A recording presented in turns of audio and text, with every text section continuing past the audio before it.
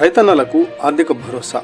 నంద్యాల జిల్లా బండి ఆత్మకూరు మండలంలో అన్నదాత సుఖీభవ 3వ విడత పంపిణీ కార్యక్రమం ఘనంగా నిర్వహించారు.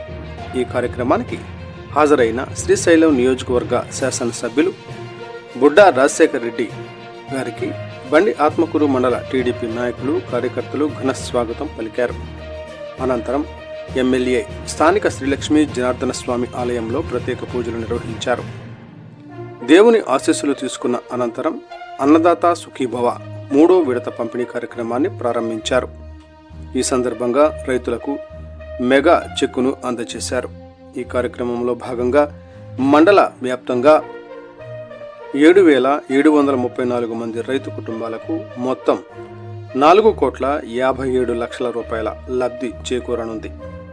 ఈ విడతలో కేంద్ర ప్రభుత్వం అందించే 2,000తో పాటు రాష్ట్ర ప్రభుత్వం 4,000 చొప్పున మొత్తం 6,000 రూపాయలు ప్రతి రైతు కుటుంబ ఖాతాలో జమ కానున్నాయి.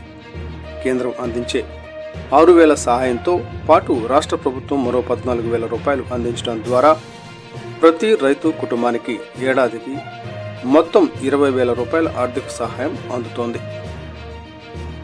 రైతుల సంక్షేమమే ప్రభుత్వ లక్ష్యమని, రైతన్నలు ఆర్థికంగా బలపడేందుకు ప్రభుత్వం అనేక సంక్షేమ పథకాలు అమలు చేస్తోందని ఎమ్మెల్యే పేర్కొన్నారు.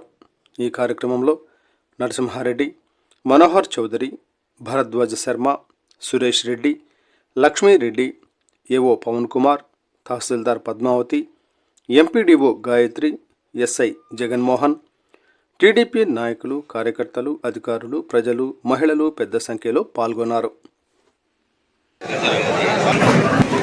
ఇక్కడ